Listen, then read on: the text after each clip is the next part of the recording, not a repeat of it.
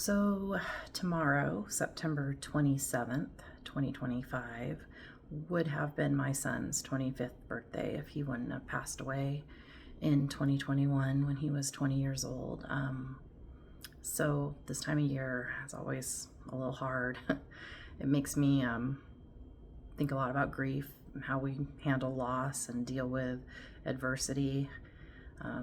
Myself, and I watch his sister and brother and how they deal with it, and it made me start thinking about the world in general. I've been trying not to let all the things that are happening right now in society, both in our national issues as well as worldwide,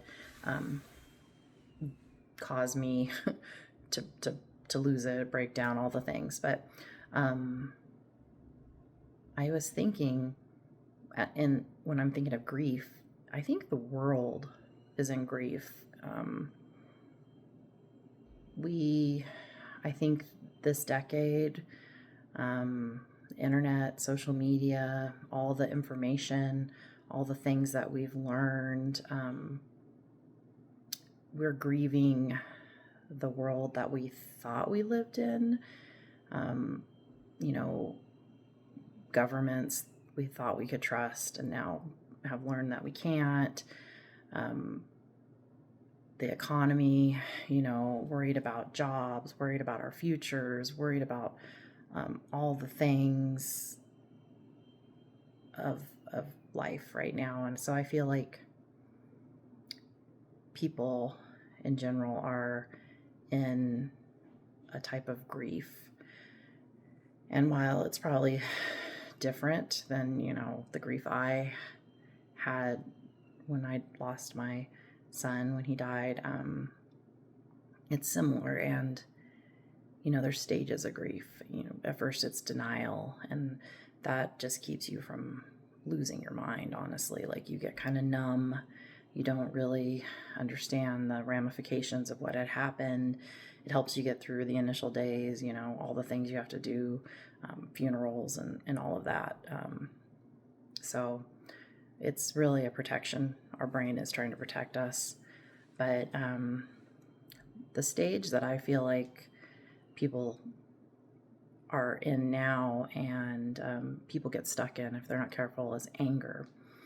And I was thinking about that a lot because, people are just so hateful and angry right now. Like, I don't care what side of politics or, whatever issue you want to pick. It's both sides are. It's very angry. They're just angry. And so I heard something, and it really clicked. Why people choose anger? Why is it so prevalent? Why does that seem like that's the default these days? And it's because anger is the only negative emotion that comes with certainty. When you're angry, you feel like you know the right answer, that you have the truth, that you know what's going on, and you're going to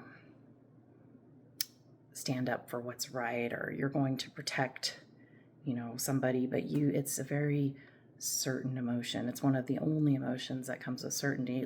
Of the negative ones, it's the only one, because like fear and doubt and shame and all of those things, you don't have any certainty. You feel scared. But anger, oh, you're right. You're definitely in the right. And that other person, that other group, oh, they're so wrong. They're evil. They're bad. All the things. Like, it's like intoxicating. It's an intoxicating anger, and I mean feeling. And I remember when I was going through grief, there was a lot of anger. Like, there was a lot of people I felt had blame in Jared's death, and it took me a while to move through those emotions and and not let that, like, I don't know, affect me anymore. So I totally get it. I've been there. But the problem, I mean, there's lots of problems, but anger is not a beneficial emotion. I don't think like it's not beneficial for you. It's not beneficial for your family, your friends, your kids, your community, your society, the world, humanity, however far you want to make it. I don't feel like anger, it never leads to anything good. It does lead to action. So, I mean, I guess you could argue that that's good, but the action that it leads to typically is so toxic that it doesn't really, do much positive in the long run. It erodes relationships. You end up saying and doing harmful things to people, things that you can't take back. You hurt your own physical and mental health. It's a stressful emotion. It's you don't feel anxious, I guess, because you're feeling certain, but it's certainly not a good. You're on edge. All your blood pressure and your tension and all the things are at top speed. It just isn't a good emotional state to stay in. So I think while it feels good because it gives you a break from anxiety and doubt and sadness and all the other negative emotions, it's no better. Like, you really, the goal, I think, of all of this is to get out of all of the array of negative emotions as much as you can. Now, life is a shit show. Like, honestly, like, it is highs, lows, a lot of just meh. And that's just the way it is. Like, you're gonna be angry, you're gonna be sad, you're gonna be anxious, you're gonna be all those things. But there's also ways to, like, make that less and help yourself not stay in those states, not dwell and for the reasons I stated, because it's just not healthy for you and it's not productive for us as a whole. Like, it's not gonna fix anything. In fact, it's just gonna make things worse, which we're seeing. I mean, so far everybody's angry and hateful, and it just keeps, every day there's something awful that people have done to each other on the news, whether it's war and they're murdering each other, or they're actually murdering each other, school shoot.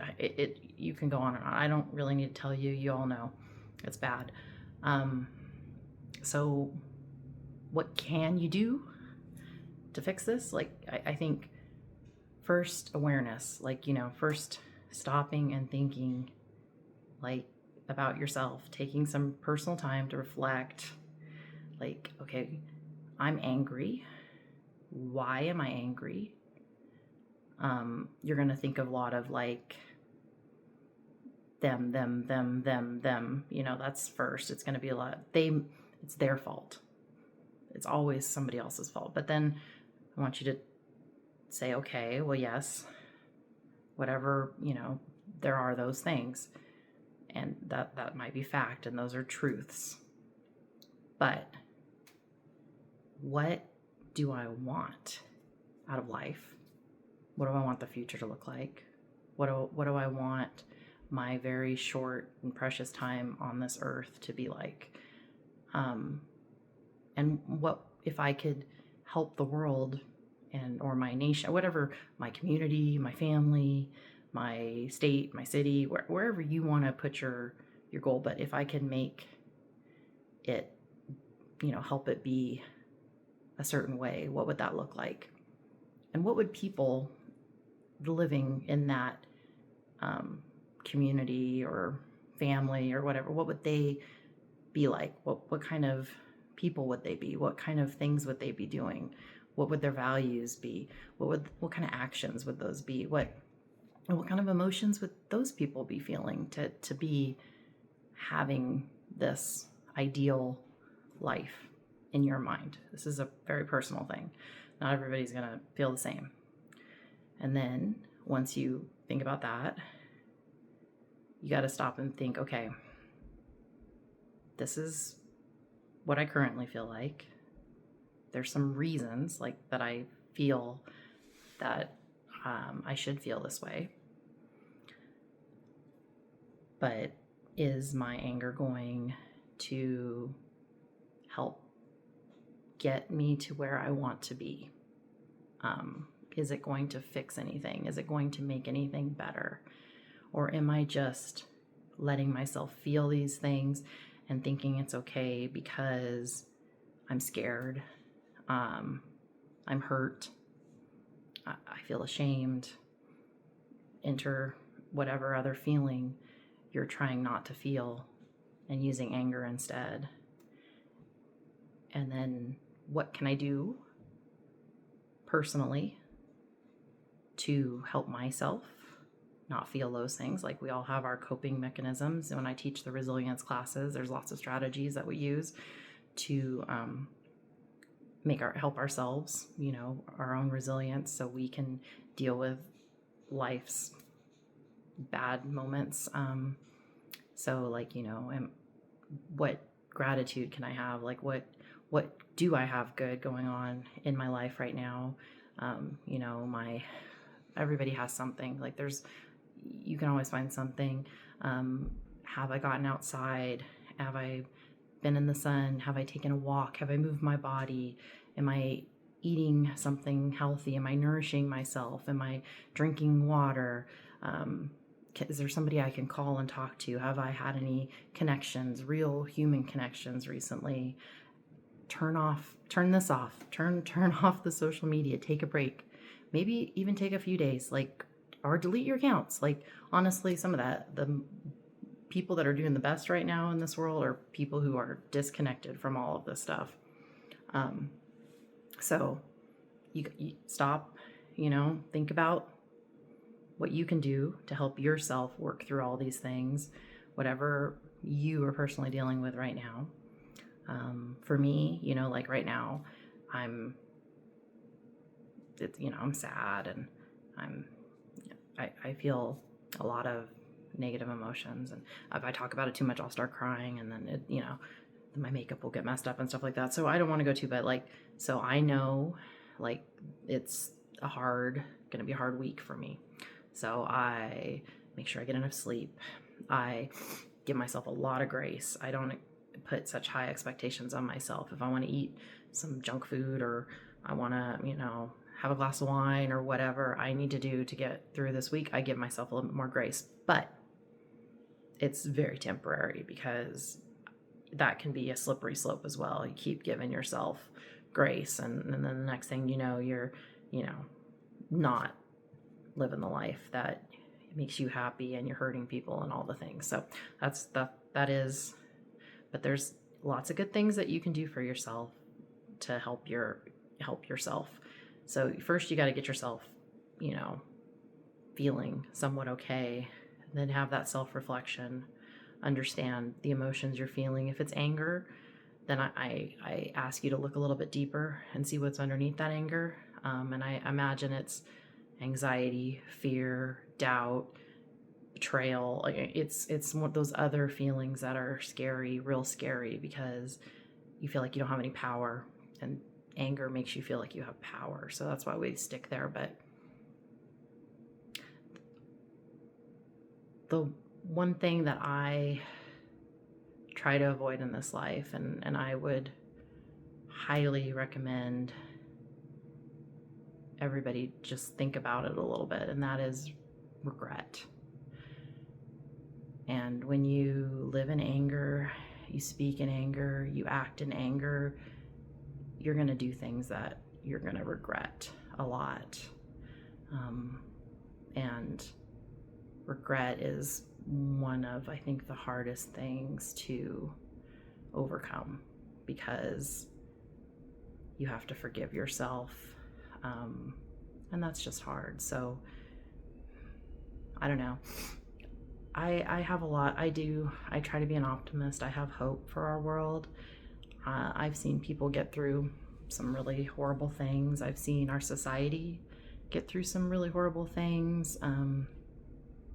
But the only way we can keep going is if we try to live in a more loving and caring world. And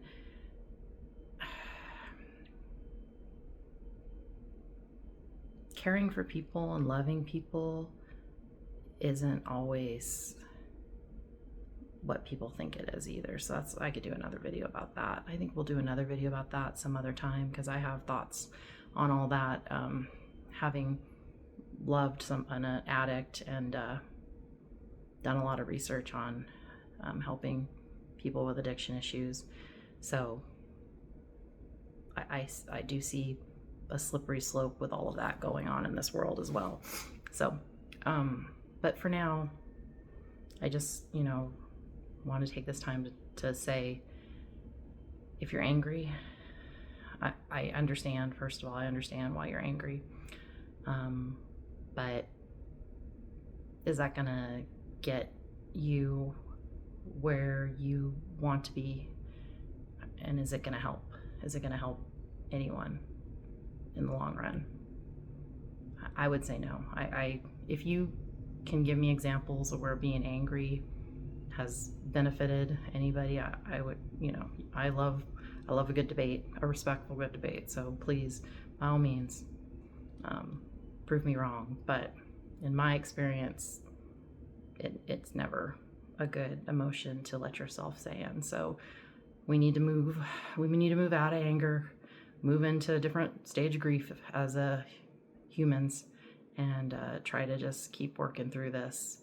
And in the end, hope is all really hope and action, taking action towards creating the world that you want to live in, and not expecting your government or anybody else to do it for you. You are responsible for trying to be, first of all, the best version of yourself you can be, and helping make this world the world that you want to live in. Like that, it starts with you, and we all have to just do the best we can. Honestly, it just isn't going to get any better unless we do, and stop looking to other people to fix our problems and to save us.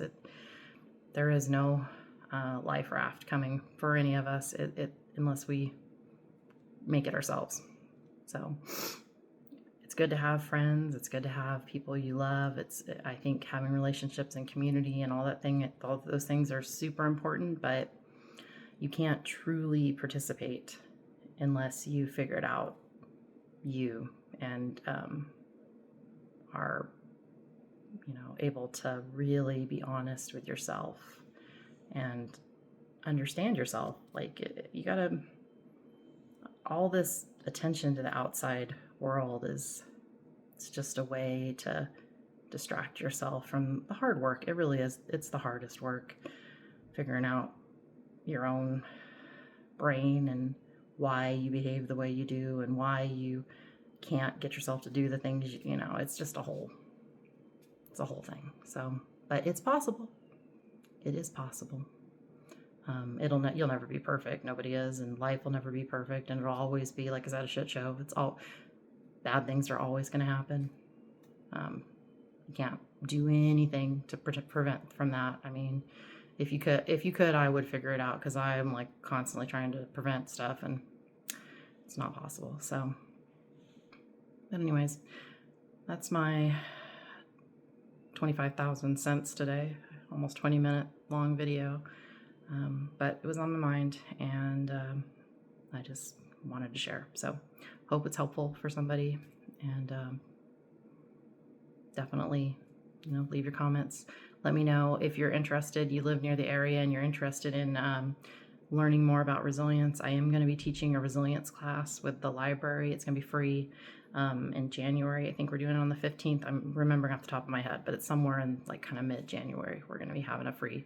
I think we're just going to do like a long session and try to hit all the points. We did like a 4-part series before, and while that's good, it's hard, one, to get the schedule set, and then people miss certain parts, and I think all 4 parts of resilience are important to learn. So and if you like these kind of videos, let me know. I'll try to do them more. I don't really like listening to myself talk, so I don't do them but I have lots of thoughts, so I could definitely share if you're interested. But I hope everybody has a lovely weekend. I'm going to spend it with my family. My son, Daniel, and Toria and Nate will be, thinking about Jared this weekend. So